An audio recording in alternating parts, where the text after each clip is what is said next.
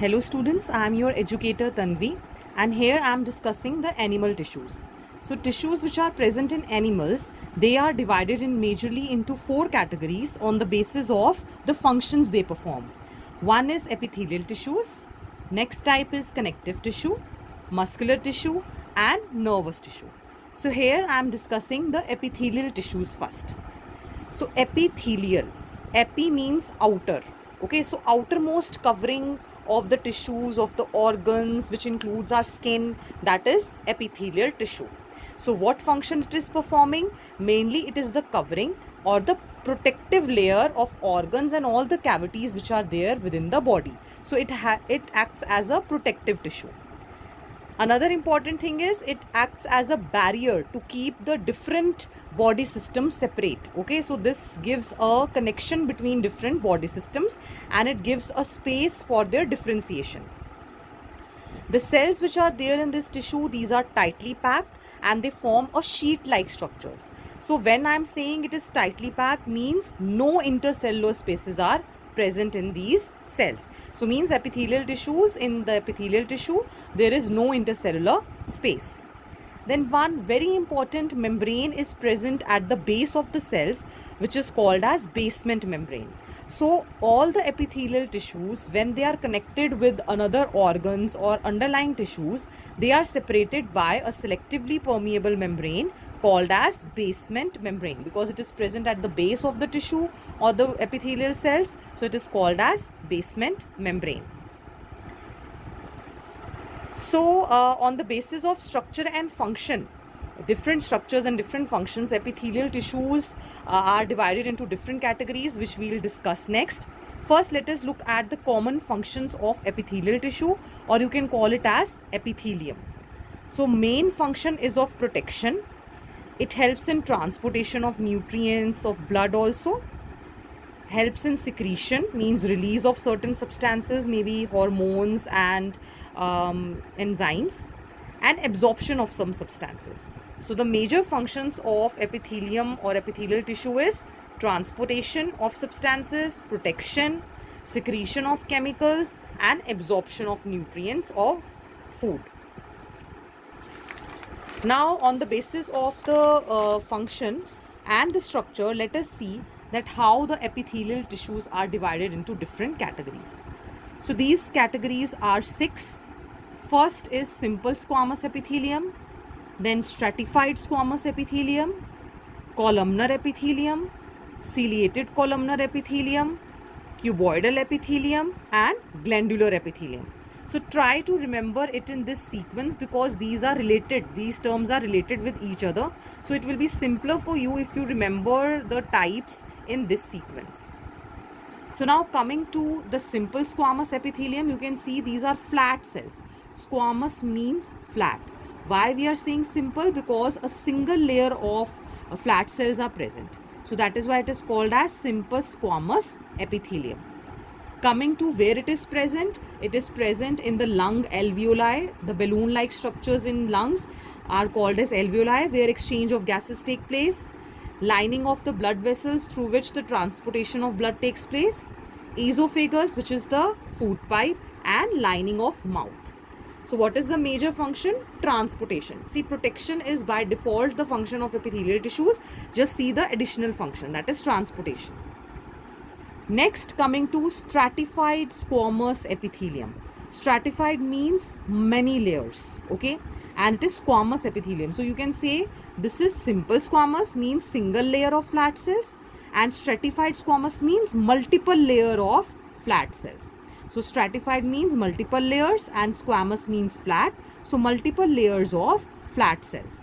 So these are generally present in our skin. Then what is the main function? That is protection. All right.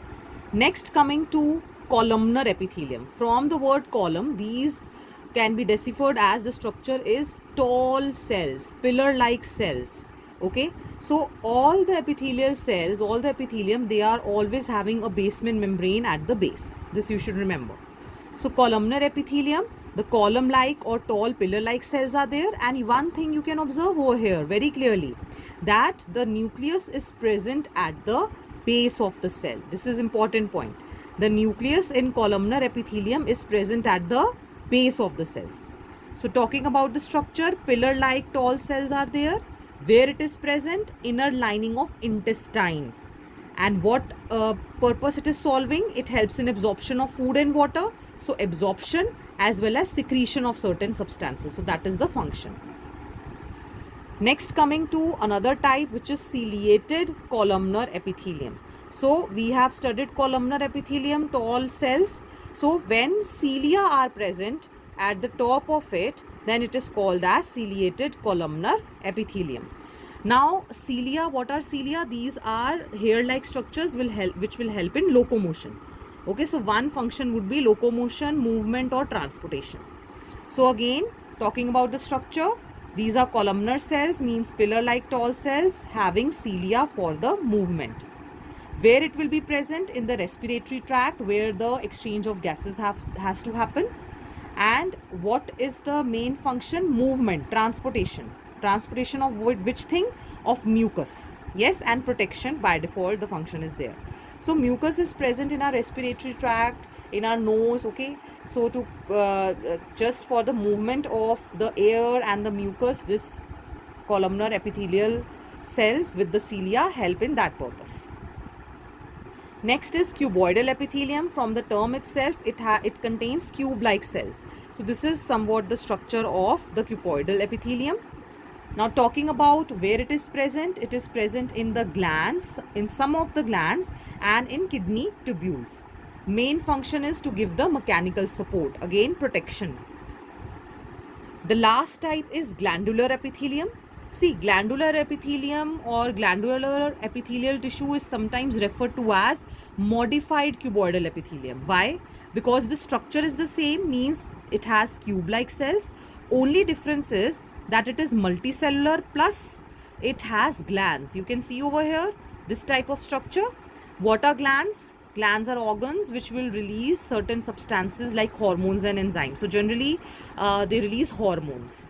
Okay, so this is represented, this structure is what? It is representation of glands. So glandular epithelium is modified cuboidal epithelium. It has cube-like structures, cells, but what is the difference? The glands, the presence of glands. So now let us see where it is present in all the endocrine glands and secretory glands. So majorly salivary glands contain these modified cuboidal cells which are glandular epithelium. So main function of this would be secretion. Alright, this is clear. So this is secretion. Coming to cuboidal epithelium, main function is mechanical support. In case of ciliated columnar, it is the movement. So we are talking about the movement and protection.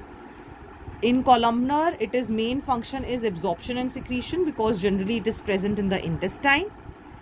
If we talk about stratified squamous, it is main function again protection because skin is made up of this type of epithelium.